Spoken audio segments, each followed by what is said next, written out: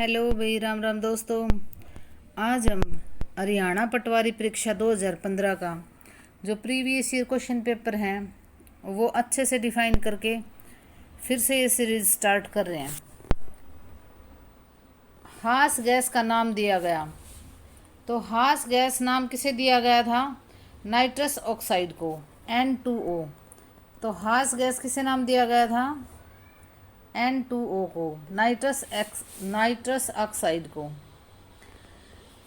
सामान्यतः क्या होती है? आसाने वाली गैस होती है और ये नाइट्रोजन का एक ऑक्साइड है। इसकी खोज किसने की थी? जोसेफ प्रिस्टले ने। तो इसकी खोज किसने की थी? जोसेफ ने। खोज किसने की थी? जोसेफ प्रिस्टले ने। खोज की थी जोसेफ प्रिस्टले ने। तो आस्या गैस कौन सी है? Nitrous oxide. और N2O इसका फार्मूला है और इसकी खोज की थी जोसेफ प्रिस्टले ने।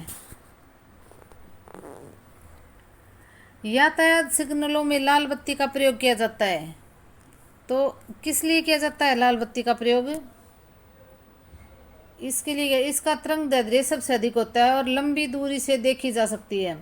तो यातायात सिग्नलों में लाल बत्ती का प्रयोग, देखो भाई, लाल रंग दूर से देखा जा सकता है, अधिक इसका तरंगदैर्ध्य सबसे अधिक है और लंबी दूरी से इसे देखा जा सकता है, इसीलिए यातायात सिग्नलों में लाल बत्ती का प्रयोग किया जाता है। खतरे के संकेत के लिए लाल रंग का प्रयोग किया जाता है क्योंकि यह वायु अणुओं द्वारा सबसे कम प्रकीर्णित होती है। और देखो भाई, यह सभी रंगों में सबसे कम प्रकीर्णित होता है। तो लाल रंग को क्या किया जाता है? लंबी दूरी से देखा जा सकता है, तरंगदैर्ध्य सबसे अधिक है। तो ये आएगा तरंगदैर्ध्य सबसे अधिक है, किसी में दे देंगे कम है, तो ये याद रखना है। यातायात सिग्नलों में लाल बत्ती का प्रयोग किया जाता है क्योंकि इसका तरंगदैर्ध्य सबसे अधिक है। कार्बन मोनोऑक्साइड एक ज्वलनशील गैस है। निम्नलिखित में से कौन सी ज्वलनशील गैस है? तो ये है हाइड्रोजन। क्या है? हाइड्रोजन। किसी पदार्थ के ज्वलनशील होने के लिए इसमें ऑक्सीजन के साथ अभिक्रिया करने की क्षमता होती है। हाइड्रोजन सर्वाधिक ज्वलनशील गैस है। तो हाइड्रोजन क्या है? सबसे ज़्यादा ज्वलनशील गैस है क्योंकि यह जल का निर्माण करने के लिए शीघ्र ही ऑक्सीजन के साथ अभिक्रिया कर सकती है और क्योंकि इसके बाह्य कोश में एक मुक्त इलेक्ट्रॉन होता है, इसीलिए ऑक्सीजन के परमाणुओं के साथ अभिक्रिया कर सकता है। तो कार्बन मोनोऑक्साइड एक ज्वलनशील गैस है। और इनमें से और कौन सी गैस है जो ज्वलनशील है? तो ये है हाइड्रोजन। तो कार्बन मोनोऑक्साइड भी एक ज्वलनशील गैस है और हाइड्रोजन भी। पौधे के किस भाग से हल्दी प्राप्त की जाती है? तो पौधे के किस भाग से हल्दी प्राप्त की जाती है? ये की जाती है तने से। तो हल्दी किस भाग से प्राप्त की जाती है? तने से। ये भी कई ये सोचेंगे जड़ से प्राप्त की जाती है, लेकिन नहीं, हल्दी तने से प्राप्त की जाती है। और हल्दी को कर्क्यूमा लोंगा पौधे के प्रकंदीय भूमिगत तने से प्राप्त किया जाता है। तो ये कहेंगे कौन से तने से? तो भूमिगत तने से इसको प्राप्त किया जाता है। और ये अदरक की एक प्रजाति होती है, जो हल्दी है वो अदरक की एक प्रजाति होती है और तने से इसको प्राप्त किया जाता है। और कर्क्यूमा लोंगा पौधे के प्रकंदीय, और कर्क्यूमा लोंगा पौधे का जो प्रकंदीय भूमिगत तना होता है ना, भूमिगत तने से इसे प्राप्त किया जाता है। तो अगर क्वेश्चन में ये दे दे तना, भूमिगत तना, ऊपरी तना, तो ये आएगा भूमिगत तने से इसको प्राप्त किया जाता है हल्दी को। ठीक है। एंजियोप्लास्टी साफ करने की एक प्रक्रिया है। तो एंजियोप्लास्टी क्या साफ करने की एक प्रक्रिया है? तो ये है अवरुद्ध हृदय की जो धमनियाँ होती है ना, देखो भाई, अवरुद्ध मतलब जो रुकी हुई हृदय की धमनियाँ होती हैं उनको साफ करने के लिए क्या किया जाता है? एंजियोप्लास्टी साफ करने की एक प्रक्रिया है। तो एंजियोप्लास्टी अवरुद्ध हृदय की धमनियों को साफ करने की एक प्रक्रिया है जिसका प्रयोग किया जाता है जो हृदय की धमनियाँ रुकी हुई होती है ना, उनको साफ करने के लिए। और देखो इसको है ना, देखो इसे एक छोटी जलीदार तारयुक्त नली जिसे स्टेंट भी कहते हैं के स्थायी स्थापन के लिए सम्मिलित किया जाता है। तो धमनी को खोलने में सहायता करने और इसे पुनः अवरुद्ध होने की संभावना कम करने के लिए एक छोटी सी जालीदार तार युक्त नली, जिसे ये नहीं कहते हैं भी हृदय में ये स्टंट डाल दिया, तो दोबारा से वो हृदय की धमनियाँ ना रुकें, इसके लिए स्टंट डाला जाता है। तो एंजियोप्लास्टी क्या है? अवरुद्ध हृदय धमनियों को साफ करने की एक प्रक्रिया है। प्राकृतिक गैस का मुख्य घटक क्या है? तो प्राकृतिक गैस का मुख्य घटक क्या है? ये है मीथेन। प्राकृतिक गैस प्राकृतिक रूप से पाई जाने वाली हाइड्रोकार्बन गैस का मिश्रण है। तो ये किसका मिश्रण है? हाइड्रोकार्बन गैस का मिश्रण है। इसमें ईथेन, प्रोपेन और भारी हाइड्रोकार्बन भी होते हैं। इसमें nitrogen, carbon dioxide, hydrogen sulphide और जल की भी थोड़ी मात्रा होती है। लेकिन प्राकृतिक गैस प्राकृतिक रूप से पाई जाने वाली हाइड्रोकार्बन गैस का मिश्रण है, जिसमें मुख्यतः मीथेन गैस होती है। तो प्राकृतिक गैस का मुख्य घटक क्या है? Methane gas. और इसमें ईथेन और प्रोपेन भी इसमें पाए जाते हैं, लेकिन प्राकृतिक गैस का मुख्य घटक क्या होगा? मीथेन। प्राकृतिक गैस का मुख्य घटक क्या है? मीथेन है। जब किसी दंड चुंबक के दो टुकड़े किए जाते हैं तब क्या प्राप्त होता है? मान लो एक चुंबक है, उसके दो टुकड़े कर दिए, तो उसमें क्या प्राप्त होगा? दो छोटे पूर्ण चुंबक। भाई चुंबक तोड़ दी तो जो टूटी हुई चुंबक होगी वो भी तो चुंबक ही होगी ना। तो दो छोटे पूर्ण चुंबक तो पूरी चुंबक ही होगी वो, ये तो है नहीं कि भी आधी होगी। हम किसी चुंबक के चाहे कितने भी टुकड़े कर लो तो वो पूर्ण चुंबक के रूप में ही हमें प्राप्त होंगे, वो चुंबक ही रहेगी, उसका कुछ नहीं घटने वाला। तो जब किसी दंड चुंबक के दो टुकड़े किए जाते हैं तो दो छोटे पूर्ण चुंबक हमें प्राप्त होते हैं।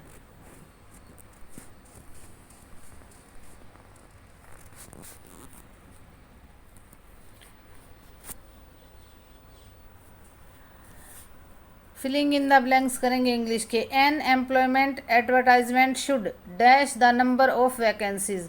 तो इसमें आएगा स्पेसिफाई। क्या आएगा? Specify. Choose the word that best express that meaning of the world in bold. तो इसका क्या मीनिंग होगा? देखो भाई, I am itching to tell you the news, तो इसका आएगा फील रेस्टलेस। क्या आएगा? I am itching to tell you the news, तो आएगा फील रेस्टलेस। इसका आंसर आएगा feel restless. They are asking a preposterous. They are asking preposterous price for the work. Price for the work, इसका क्या आएगा? Unreasonable. क्या आएगा? Unreasonable. Direction, select the substitution that best express opposite meaning of the word in bold. तो इसका क्या बताना है? कृष्णाज रिमार्क्स इन्फ्लुएटेड चेतन।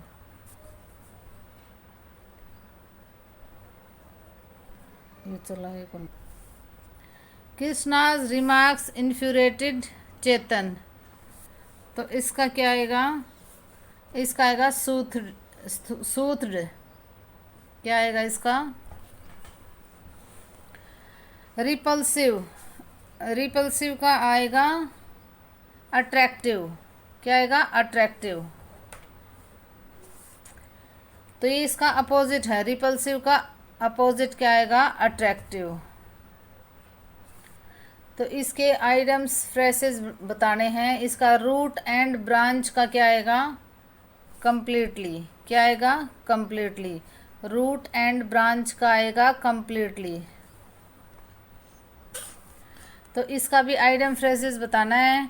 वाइल्ड गूज चेज, इसका आएगा a futile and foolish search. A futile and foolish search. Wild goose chase का क्या आएगा? A futile and foolish search. Wild goose chase का क्या आएगा?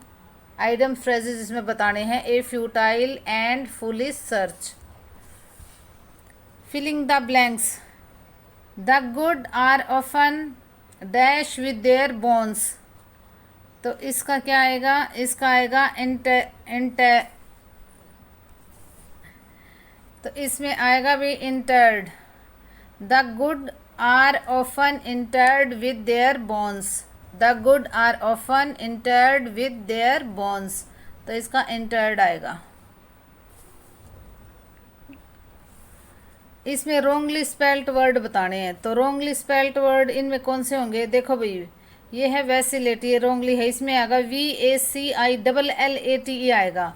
वैसिलेट में क्या आएगा, डबल एल आएगा।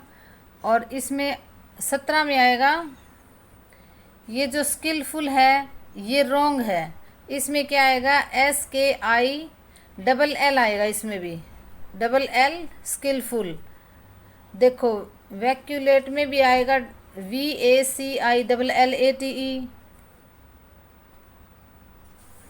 और इसमें आएगा भी स्किलफुल में क्या आएगा, ये डबल एल नहीं आएगा, SKILFUL आएगा। तो ये डबल एल इसमें नहीं आएगा, ये देख लेना। सिर दर्द में समास बताइए। तो सिर दर्द में कौन सा समास है, ये है संबंध तत्पुरुष समास। कौन सा समास है, संबंध तत्पुरुष समास। सिर दर्द में तत्पुरुष समास कौन सा होता है, जिसमें पूर्व पद गुण और उत्तर पद प्रधान होता है, वहाँ तत्पुरुष समास होता है। चूंकि तत्पुरुष समास का पूर्व पद विशेषण होता है और उत्तर पद विशेष्य होने के कारण ये प्रधान होता है। तो इसमें क्या आएगा, सिर दर्द में क्या आएगा, तत्पुरुष समास आएगा। निम्न पंक्तियों में प्रयुक्त रस है, शोभित कर नवनीत लिए, घुटरुनु चलता रेन, तन मंडित मुख दधी लेप किए। तो देखो भाई, एक तो ये घुंघरू आ गया, ठीक है, एक तन मंडित मुख, भाई मुख पे दही कौन लेपता है, बताओ इसमें कौन सा रस आएगा। मुख पर दधी लेप रखी है, तो किसने लेप रखी है, अब बड़े तो लेपेंगे नहीं, इसमें है वात्सल्य रस। तो क्या आएगा, इसमें वात्सल्य रस आएगा। ये पढ़ के देखोगे ना, आपको अपने आप पता चलेगा। मंडित मुख दधी लेप, तो इसमें क्या है, वात्सल्य रस। अर्जुन का पर्यायवाची शब्द है। तो अर्जुन का पर्यायवाची शब्द कौन सा है, अर्जुन का पर्यायवाची शब्द है पार्थ। कौन सा है, अर्जुन का पर्यायवाची शब्द है पार्थ। इत्यादि शब्द का सही संधि विच्छेद है। तो इत्यादि शब्द का सही संधि विच्छेद क्या होगा, इति प्लस आदि। इत्यादि का सही संधि विच्छेद है इति प्लस आदि। शुद्ध वर्तनी वाला शब्द बताइए। तो शुद्ध वर्तनी वाला शब्द कौन सा है, इनमें से शुद्ध वर्तनी वाला शब्द है प्रतिद्वंद्विता। ये देख लेना, अभी एक दो बार देखोगे ना तब आपको याद हो जाएगा। प्रतिद्वंद्विता। इष्ट का विलोम शब्द क्या है, तो इष्ट का विलोम शब्द क्या है, अनिष्ट। क्या होगा, अनिष्ट होगा। इष्ट का विलोम शब्द है अनिष्ट।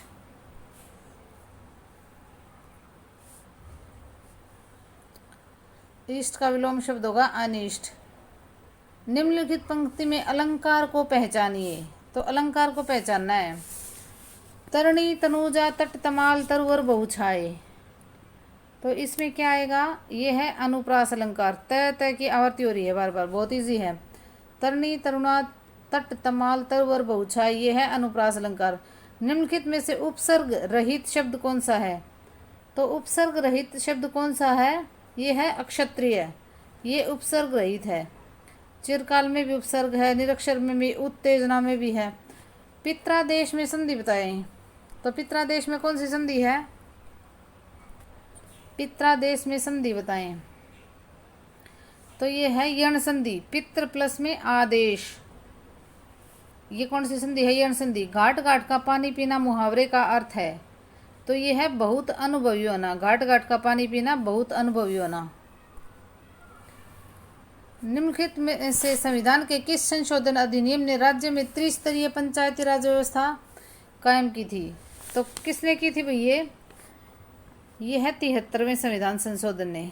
किस संविधान संशोधन के अधिनियम ने त्रिस्तरीय पंचायती राज व्यवस्था कायम की थी। तो ये है 73वां संविधान संशोधन अधिनियम 1992 में के द्वारा 1992 के द्वारा। और ये लागू कब हुआ था, 1993 में। तो 73वें संविधान संशोधन अधिनियम 1992। 73वां संविधान संशोधन अधिनियम था, लेकिन क्या था? संशोधन अधिनियम 1992वां था।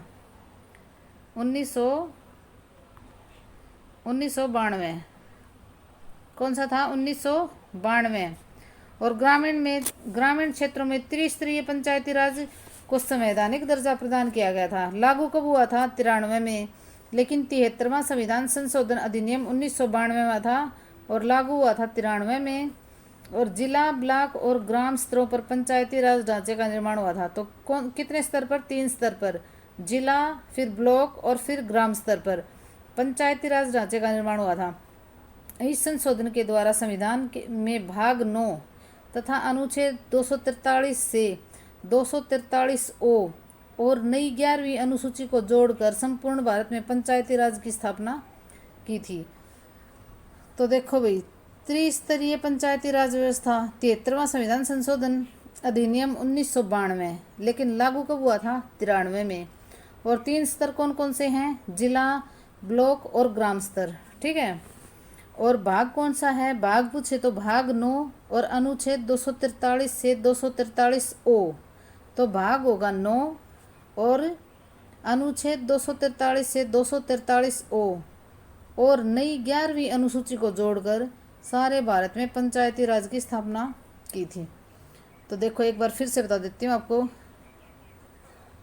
संविधान संशोधन के अधिनियम, तो 73वां संविधान संशोधन अधिनियम 1992 लागू कब हुआ था? लागू पूछे तो 1993 में। 3 स्तर थे, जिला, ब्लॉक और ग्राम स्तर। ठीक है। और भाग कौन सा था? भाग था 9वां। और अनुच्छेद देखो भाई, भाग 9 अनुच्छेद कौन सा था? 243 से 243 ओ को और 11वीं अनुसूची को जोड़कर सारे भारत में पंचायती राज लागू किया गया था। ठीक है भाई, याद हो गया होगा आपको। पर्यावरण सुरक्षा अधिनियम लागू हुआ था। तो पर्यावरण सुरक्षा अधिनियम कब लागू हुआ था? ये हुआ था 1986 में। तो ये कब हुआ था? 1986 में। पर्यावरण सुरक्षा अधिनियम कब लागू हुआ था? 1986 में। पर्यावरण में सुधार के लिए 1986 में ये पारित किया गया था। और केंद्र सरकार को सभी रूपों में होने वाले, केंद्र सरकार को अधिकार है कि किसी भी तरह का पर्यावरण होता है तो वो रोक सकते हैं। और इसीलिए ये पर्यावरण को बचाने के लिए ये अधिनियम लागू किया गया था। तो पर्यावरण सुरक्षा अधिनियम 1986। तो पर्यावरण सुरक्षा अधिनियम बहुत ईजी है भाई। ये देखो, 1986 आपको याद करना पड़ेगा, बार बार पेपर में आता है। पर्यावरण सुरक्षा अधिनियम 1986। ठीक है। भारतीय कृषि अनुसंधान IARI स्थित है। तो भारतीय कृषि अनुसंधान संस्थान कहाँ स्थित है? ये है नई दिल्ली में। भारतीय कृषि अनुसंधान कहाँ स्थित है? नई दिल्ली में। इसे पूसा संस्थान के रूप में भी जाना जाता है। तो पूसा संस्थान के रूप में भी किसे जाना जाता है? IARI को। और भारत का प्रमुख राष्ट्रीय कृषि अनुसंधान, शिक्षा और विस्तार संस्थान भी है। इस संस्थान की स्थापना 1905 में पूसा बिहार में की गई थी। और इस संस्थान की स्थापना कब की गई थी? 1905 में। लेकिन भारतीय कृषि अनुसंधान संस्थान अब कहाँ है? नई दिल्ली में है। इसे पूसा के नाम से भी जाना जाता है। और राष्ट्रीय कृषि अनुसंधान, शिक्षा और विस्तार संस्थान है ये। 1905 में पूसा बिहार में इसकी स्थापना की गई थी। लेकिन अब ये कहाँ है? भारतीय कृषि अनुसंधान संस्थान है नई दिल्ली में।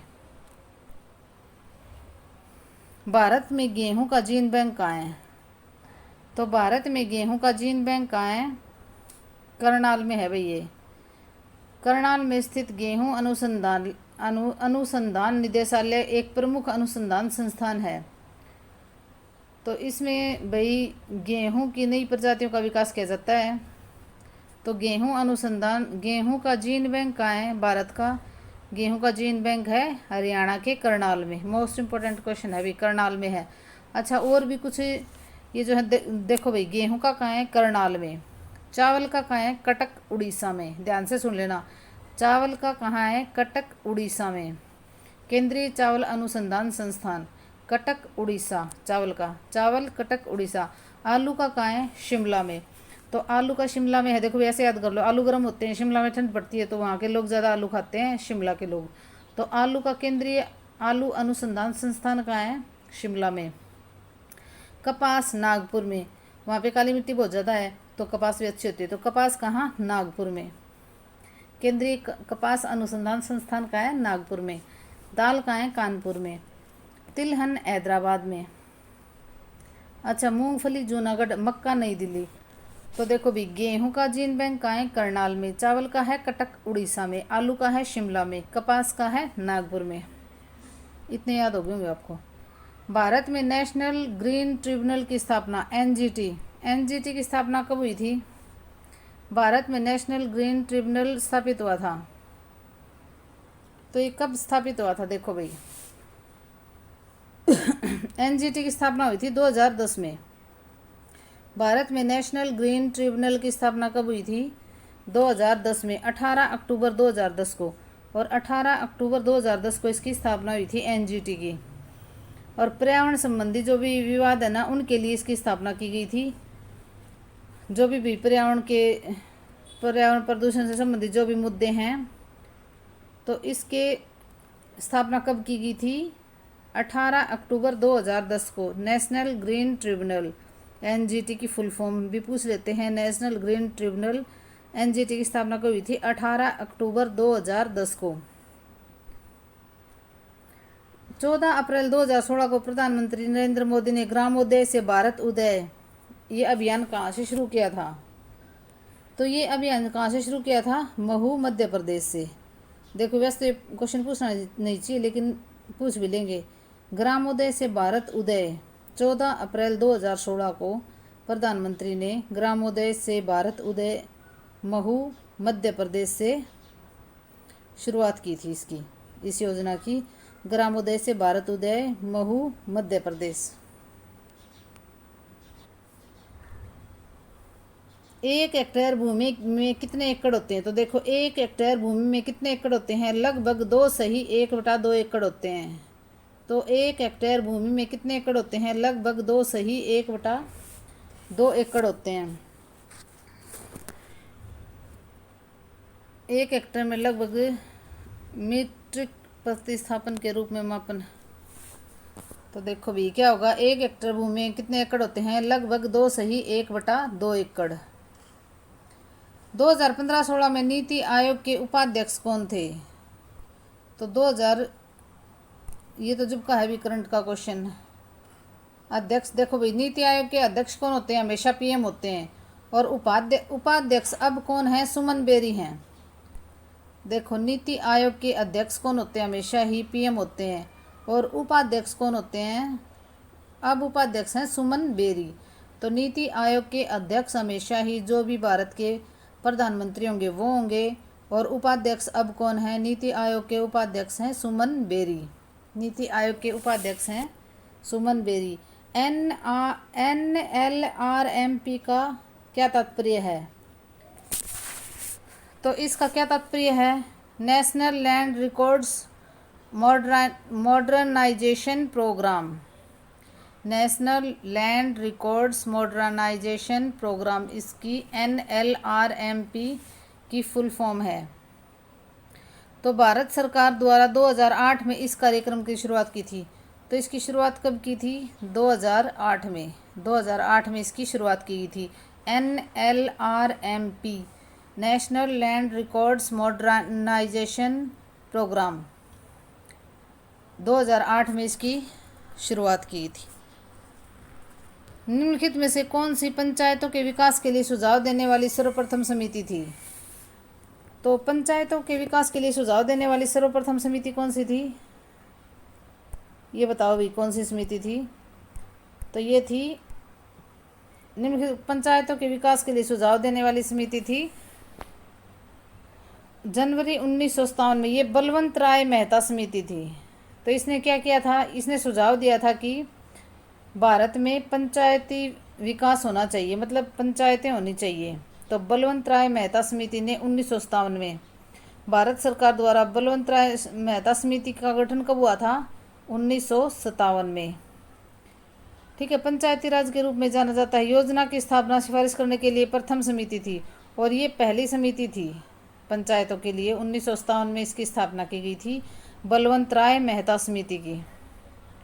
ठीक है, बलवंत राय मेहता समिति थी जिसने पंचायतों का जिक्र किया था। 1957 में ये समिति बनी थी। महात्मा गांधी राष्ट्रीय ग्रामीण रोजगार गारंटी स्कीम कब लागू हुई थी? तो ये हुई थी 2005 में। महात्मा गांधी राष्ट्रीय ग्रामीण रोजगार गारंटी स्कीम प्रारंभ हुई थी 2005 में।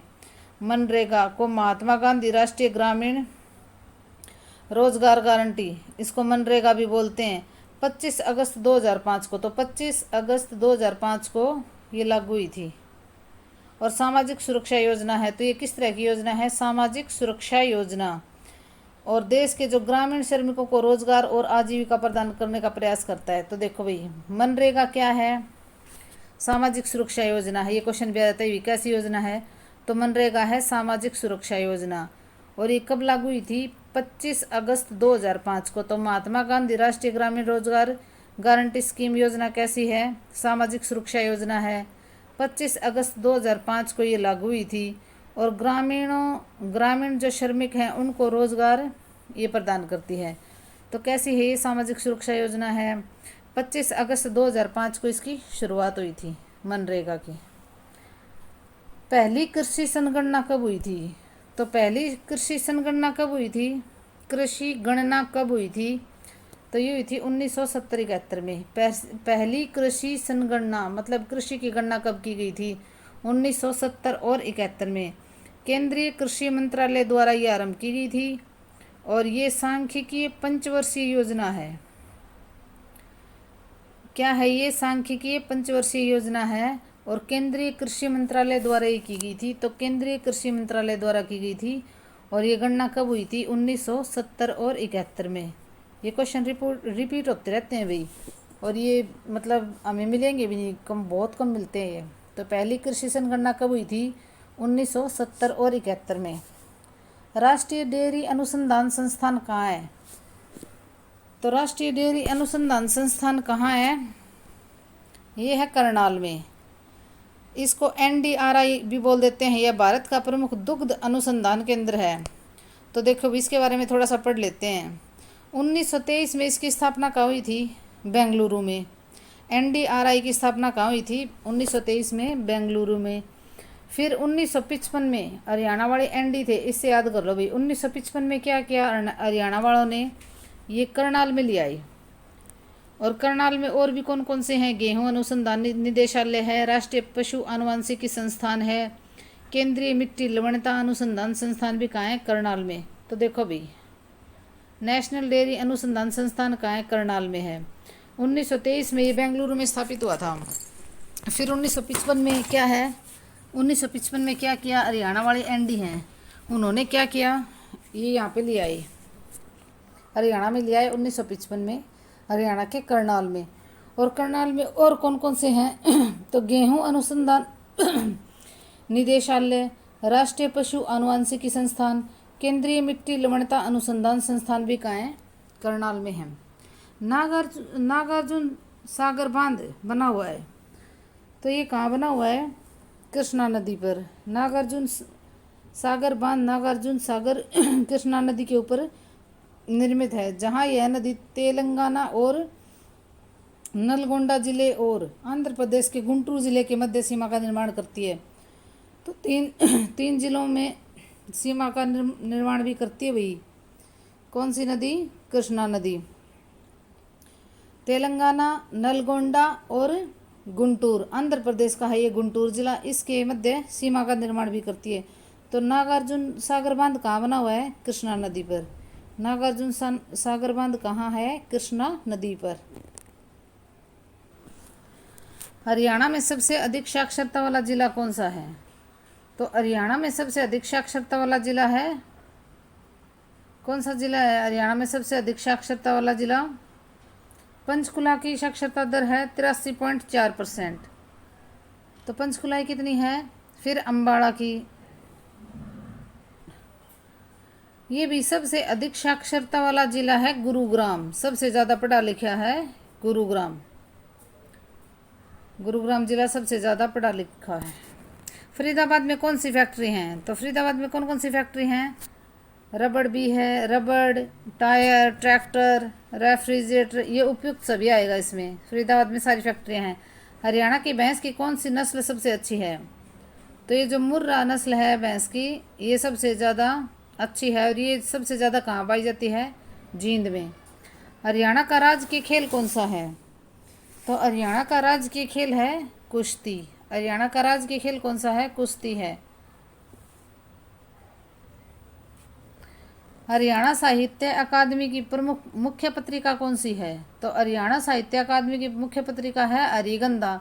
हरियाणा साहित्य अकादमी की मुख्य पत्रिका है, यह हिंदी की एक मासिक पत्रिका है। तो ये कैसी पत्रिका है? मासिक पत्रिका है। धीर खंडेलवाल इस पत्रिका के मुख्य संपादक हैं। तो अगर अरिगंधा के संपादक पूछे तो कौन है? धीर खंडेलवाल।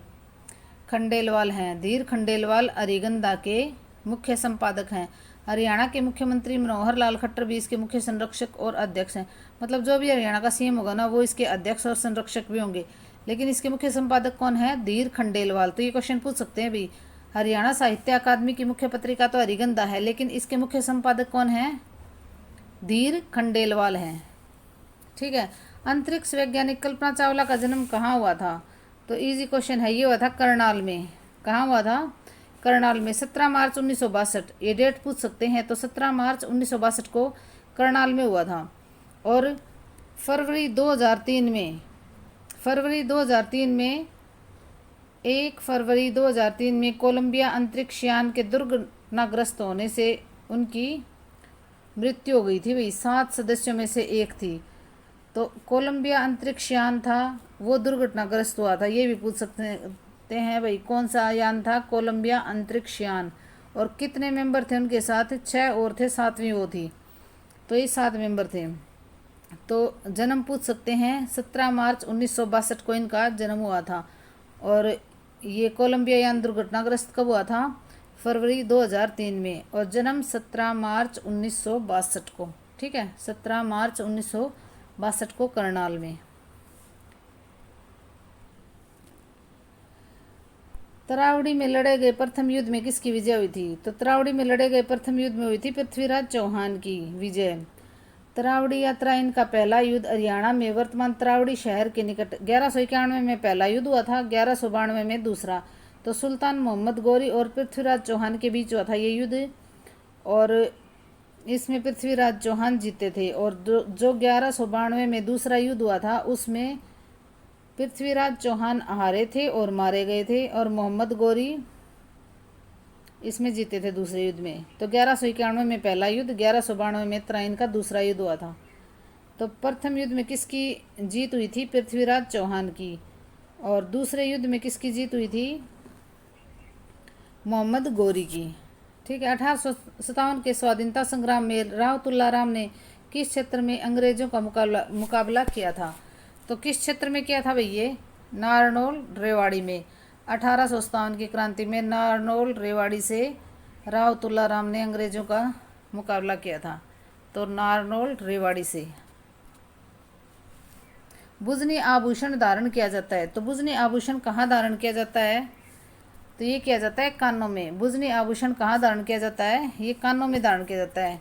सोहना नगर किस कारण से प्रसिद्ध है? तो सोहना नगर है गर्म पानी के कुंड के लिए। सल्फर की अधिकता के कारण जो चर्म रोग है ना, वो इस पानी से ठीक हो जाते हैं। तो कहाँ ये सोहना नगर? गर्म पानी के कुंड के लिए फेमस है। और ये गुरुग्राम जिले में है। कहाँ ये सोहना नगर? गुरुग्राम जिले में है। और इसमें क्या है? गंधक की मतलब सल्फर की अधिकता है। और इस झरने को शिवकुंड भी कहा जाता है। भाई इस झरने को शिवकुंड भी कहा जाता है। यहाँ पे एक शिव जी का छोटा सा मंदिर है जो बंजारे ने बनवा रखा है। तो क्या है? इसको शिवकुंड भी कहा जाता है। तो अगर शिवकुंड पूछे कहाँ है, तो वो सोहना का जो गर्म पानी का कुंड है, इसको शिवकुंड भी कहा जाता है। ये ध्यान रखना भाई, थोड़ा टफ बनाने के लिए ऐसे भी दे देंगे। बाणभट्ट किस राजा के मित्र और राजकवि थे? तो बाणभट्ट किस राजा के मित्र और राजकवि थे? हर्षवर्धन के। क्या थे? हर्षवर्धन के। बाणभट्ट राजा हर्षवर्धन के दरबारी कवि थे। हर्षवर्धन ने 606 से 647 तक 606 से 647 तक हर्षवर्धन ने शासन किया था। 647 तक 606 से 647 तक हर्षवर्धन ने उत्तर भारत के पहले थानेश्वर और बाद में कन्नौज पर शासन किया। तो थानेश्वर के बाद में उन्होंने कन्नौज को अपनी राजधानी बनाया था। ये क्वेश्चन बहुत बार आता है, अब की बार भी ये सीईटी में आया हुआ था। तो ये हर्षवर्धन ने अपनी राजधानी थानेसर से कहाँ स्थानांतरित कर दी थी? कन्नौज में। और बाणभट्ट किस राजा के राजकवि थे? हर्षवर्धन के। इसने हर्षचरित्र की रचना की थी और आरंभिक उपन्यासों में से एक कादम्बरी भी है। तो बाणभट्ट की रचना किसने की? बाणभट्ट ने क्या किया था? हर्षचरित्र और कादम्बरी की रचना की थी। और ये किसके राजकवि थे? हर्षवर्धन के। ठीक है। हर्षवर्धन ने कब से कब तक शासन किया? 606 से 647 तक। हर्षवर्धन ने 606 से 647 तक शासन किया और थानेसर से अपनी राजधानी कहाँ स्थानांतरित कर दी? कन्नौज में। प्रसिद्ध भारतीय शास्त्रीय गायक पंडित जसराज का जन्म कहाँ हुआ था? तो पंडित जसराज का जन्म हुआ था हिसार में, हिसार जिले में हुआ था। पहले कहाँ था? ये फतेहाबाद में था, लेकिन अब पीली मंदोरी गांव में, हिसार जिले के। वर्तमान में देखो भाई, पीली मंदोरी अब कहाँ है? फतेहाबाद में है। तो इनका जन्म हुआ था पीली मंदोरी। अब ये फतेहाबाद में पड़ता है, लेकिन हिसार ही बोला जाता है लगभग। तो पीली मंदोरी आ जाए, हिसार और पीली मंदोरी हो तो पीली मंदोरी ही करेंगे हम। पीली मंदोरी गांव में पंडित जसराज का जन्म हुआ था और 28 जनवरी 1930 को हुआ था। अगर डेट पूछें तो 28 जनवरी 1930 को इनका जन्म हुआ था और हिंदुस्तानी शास्त्रीय संगीत के मेवाती घराने से संबंधित थे। अगर इनका घराना भी पूछ लेते हैं तो कौन सा घराना है? मेवाती घराने से संबंधित थे। सरस्वती वन्यजीव अभ्यारण्य किस जिले में है? तो सरस्वती वन्यजीव अभ्यारण्य है कैथल जिले में। सरस्वती वन्यजीव अभ्यारण्य को, इसको सोनसर भी बोला जाता है भी। सरस्वती वन्यजीव अभ्यारण्य को क्या और बोला जाता है? सोनसर। और ये कैथल जिले में है। ठीक है, कैथल जिले में है। हरियाणा का सबसे बड़ा वन है ये, तीसरा सबसे बड़ा वन है। एक लोकप्रिय नेता ने बताया था कि अभ्यारण्य में एक पुराने बरगद के पेड़ को उखाड़ने के बाद नाथ योगी डेरा के महंत। तो देखो भाई, यहाँ से प्राचीन आयताकार ईंटें भी प्राप्त हुई हैं। क्या प्राप्त हुई हैं? सरस्वती वन्यजीव अभ्यारण्य से। अगर ये पूछें प्राचीन आयताकार ईंटें कौन से वन से प्राप्त हुई हैं, तो सरस्वती वन्यजीव अभ्यारण्य से। और इसका दूसरा नाम क्या है? सोनसर। तो सोनसर किसका नाम है? सरस्वती वन्यजीव अभ्यारण्य का। ये कहाँ है? कैथल में। ठीक है। हरियाणा में राज्यपाल के रूप में सर्वाधिक कार्यकाल किसका रहा?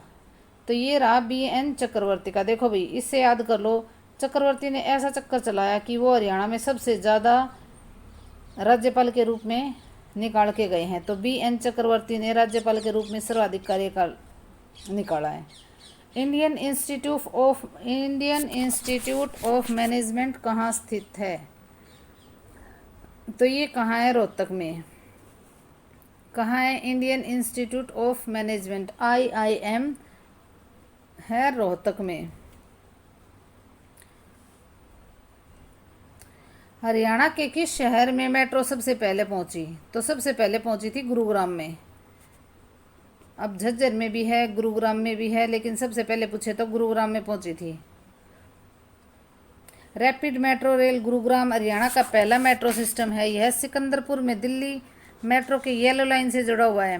Rapid metro rail Gurgaon limited द्वारा निर्मित है। तो rapid metro rail Gurgaon limited द्वारा निर्मित है। भारत का पहला पूर्णतः निजी रूप से वित्त व्यवस्थित मेट्रो सिस्टम है। यह मेट्रो 14 नवंबर 2013 से परिचालन में है और 14 नवंबर 2013 से। तो सबसे पहले मेट्रो कहाँ पहुंची थी? गुरुग्राम में। पहली महिला पर्वतारोही जिसने 2 बार माउंट एवरेस्ट पर विजय प्राप्त की थी, तो ये है संतोष यादव। कौन है? संतोष यादव। नवग्रह कुंड स्थापित होने के कारण हरियाणा के स्थान पर छोटी काशी, नवग्रह कुंडों के कारण छोटी काशी कौन सी है? तो यह है कैथल। नवग्रह कुंडों के कारण छोटी काशी किसे कहा जाता है? कैथल को। पांडवों ने भगवान शिव की आराधना की थी यहाँ पे। और अगर ये पूछे मंदिरों की अधिकता के कारण भारत की छोटी काशी है भिवानी, तो भारत की छोटी काशी कौन सी है? भिवानी, मंदिरों की अधिकता के कारण। और नवग्रह कुंडों के कारण छोटी काशी है कैथल। सीही गांव को किस संत कवि ने जन्मभूमि माना? सीही गांव को किस संत कवि की जन्मभूमि माना जाता है? तो सीही संत सूरदास की। सूरदास का जन्म 1478 में हरियाणा के सीही गांव, तो सीही गांव कहाँ है? फरीदाबाद में। सूरदास जन्म से ही दृष्टिहीन थे, मतलब अंधे थे। तो सीही गांव कहाँ है? फरीदाबाद में है। इसे क्या संत सूरदास की जन्मस्थली माना जाता है? सीही गांव फरीदाबाद को। महाराजा अग्रसेन का संबंध किस नगर से है? तो महाराजा अग्रसेन का संबंध है अग्रोहा से। किस से है? अग्रोहा से। हरियाणा को पूर्ण राज्य का दर्जा कब मिला? इजी क्वेश्चन है भाई। तो ये है 1 नवंबर 1966 को।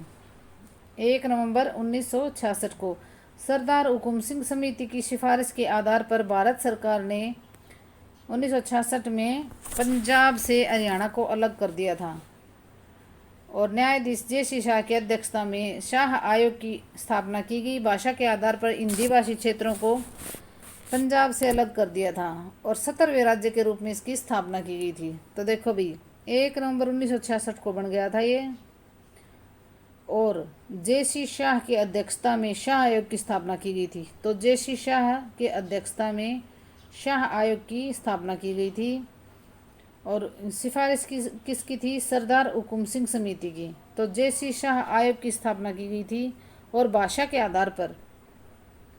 आधार पर हरियाणा राज्य का गठन हुआ था और 17वें राज्य के रूप में हरियाणा राज्य की स्थापना की गई थी। तो जे.सी. शाह आयोग की स्थापना की गई थी और भाषा के आधार पर हरियाणा राज्य बना था और 17वें राज्य के रूप में 1 नवंबर 1966 को हरियाणा राज्य बना था। पश्चिमी यमुना नहर द्वारा हरियाणा के किस जिले की सिंचाई की जाती है? तो पश्चिमी यमुना नहर द्वारा हरियाणा के रोहतक, सोनीपत और करनाल उपरोक्त सभी जिलों की सिंचाई की जाती है। हरियाणा के किस जिले का मुख्यालय नारनौल में है? तो महेंद्रगढ़ का मुख्यालय कहाँ है? नारनौल में है। महेंद्रगढ़ का मुख्यालय कहाँ है? नारनौल में है। बाबा रामदेव के गुरु कौन हैं? तो बाबा रामदेव के गुरु कौन हैं? बाबा रामदेव के गुरु हैं आचार्य बलदेव। कौन है? आचार्य बलदेव बाबा रामदेव के गुरु हैं।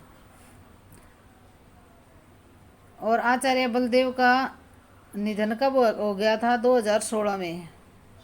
कहाँ हुआ था? 2016 में हो गया था। आचार्य बलदेव का निधन हो गया था और बाबा रामदेव के गुरु थे ये आचार्य बलदेव। सिंधारा उपहार बेटी या बहन को किस अवसर पर दिया जाता है? तो ये दिया जाता है तीजों पर। सिंधारा कब दिया जाता है? बेटी या बहन को तीजों पर। सूर्य का सबसे निकटतम ग्रह कौन सा है? तो सूर्य का सबसे निकटतम ग्रह कौन कौन से हैं? ज्योग्राफी का क्वेश्चन है अभी। ये है बुध और शुक्र। कौन कौन से हैं? बुध और शुक्र। सूर्य के सबसे निकटतम ग्रह हैं बुध और शुक्र। देखो अभी बुध, शुक्र, पृथ्वी, मंगल, बृहस्पति, शनि, अरुण और वरुण। इस प्रकार बुध सूर्य का सबसे निकटतम ग्रह है। इसके बाद शुक्र दूसरा निकटतम ग्रह है, जबकि पृथ्वी सूर्य का तीसरा निकटतम है। तो तीसरा कौन है? पृथ्वी है। तो इनमें से कौन सा होगा? बुध और शुक्र पृथ्वी के सूर्य के सबसे निकटतम ग्रह हैं। सूर्य के सबसे निकटतम हैं बुध एवं शुक्र। भारत के उपराष्ट्रपति के पद पर लगातार 2 बार कौन रहे थे? तो कौन रहे थे? Doctor S Radhakrishnan. Doctor Sarvepalli Radhakrishnan 1952 से 62 तक उपराष्ट्रपति पद पर लगातार रहे थे। 1952 से 62 तक, ठीक है। फिर 62 से 67 तक दूसरे राष्ट्रपति के रूप में भी कार्यरत रहे थे। तो देखो 1952 से 62 तक उपराष्ट्रपति के पद पर रहे थे कौन? डॉक्टर सर्वपल्ली राधाकृष्णन। सर्वपल्ली राधाकृष्णन। निम्नलिखित में से कौन सी आर्थिक क्रिया नहीं बनेगी? तो इनमें से कौन सी आर्थिक क्रिया नहीं बनेगी? तो देखो भाई, घर में अपनी बेटी को पढ़ा रहा अध्यापक। तो देखो घर में अपनी बेटी को पढ़ा रहा अध्यापक क्या आर्थिक क्रिया बनेगी? नहीं बनेगी। क्यों? वो क्या बेटी से फीस थोड़ी लेगा? तो ये आर्थिक क्रिया नहीं बनेगी। और सारी आर्थिक क्रियाएं हैं। 1999 में कारगिल में सैनिक कार्रवाई को क्या नाम दिया गया था? तो इसको क्या नाम दिया गया था? इसको नाम दिया गया था ऑपरेशन विजय। क्या नाम दिया गया था? ऑपरेशन विजय। पाकिस्तानी ने जब घुसपैठ कर दी थी तो सरकार ने 1999 में ऑपरेशन विजय नामक अभियान चलाया था और मई और जुलाई में ये अभियान चला था और भारत और पाकिस्तान के मध्य एक सशस्त्र संघर्ष था। तो इसका क्या 1999 में कारगिल में सैनिक कार्रवाई का को क्या नाम दिया गया था? ऑपरेशन विजय। क्या नाम दिया गया था? ऑपरेशन विजय। भारतीय संविधान के किस संशोधन द्वारा प्रस्तावना में दो शब्द समाजवादी और धर्मनिरपेक्ष जोड़े गए थे? तो कौन से जोड़े गए थे? 42वें संविधान संशोधन के द्वारा।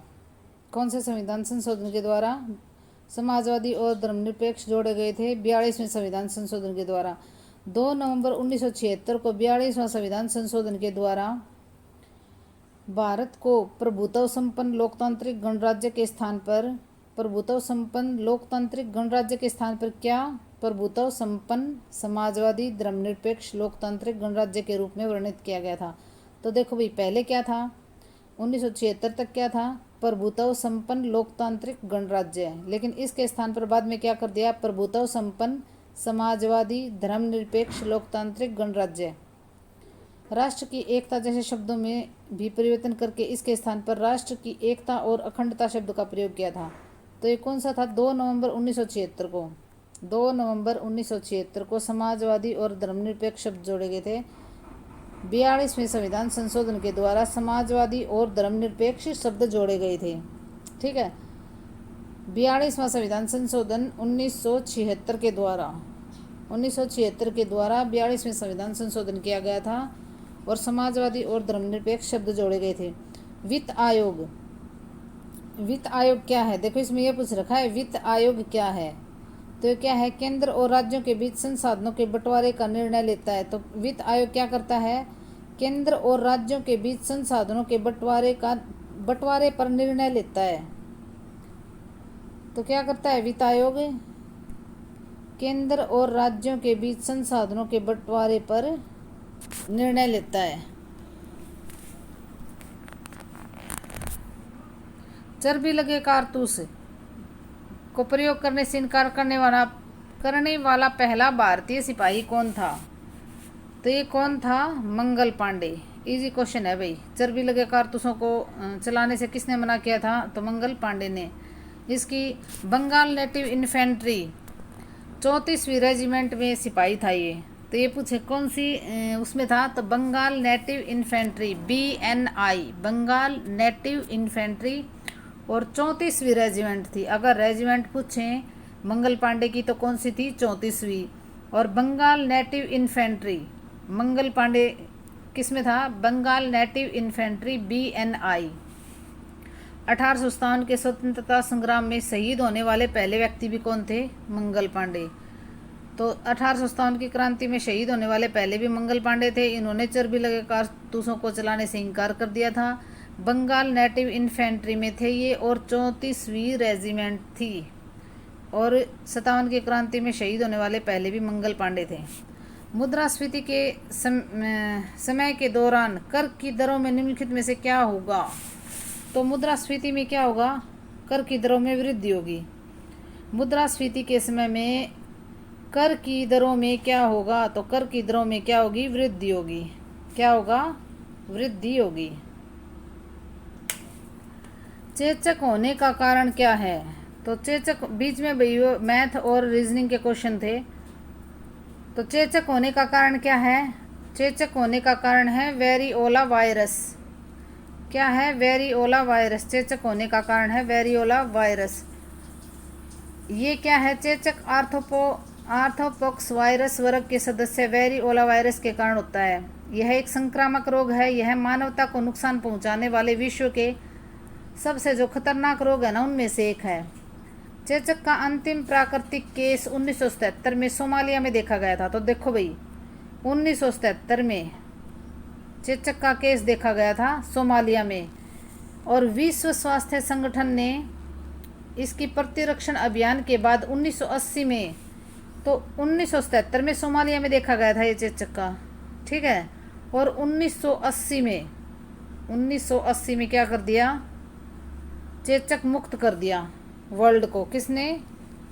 WHO ने, विश्व स्वास्थ्य संगठन ने, कि अब ये चेचक की बीमारी नहीं होती 1980 के बाद। तो ये क्वेश्चन पूछ लेंगे कब के बाद WHO ने, विश्व स्वास्थ्य संगठन ने चेचक मुक्त कर दिया विश्व को? तो 1980, ये याद रखना भाई। और 1977 में सोमालिया में देखा गया था केस चेचक का, और 1980 के बाद ये मान रहे हैं कि अब ये चेचक नहीं है।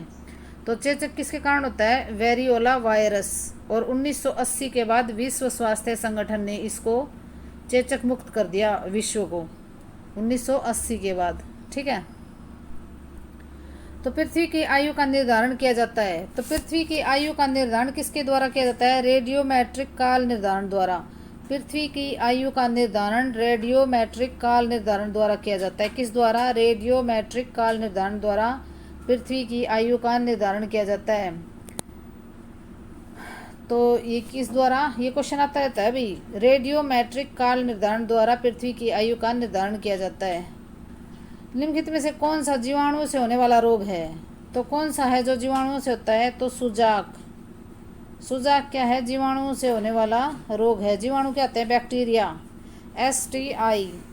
इसे द क्लैप के रूप में भी जाना जाता है। सुजाक क्या है? सुजाक नेसीरिया गोनोरिया है, STI। तो जीवाणु से होने वाला रोग है सुजाक। तो धन्यवाद भी। Like share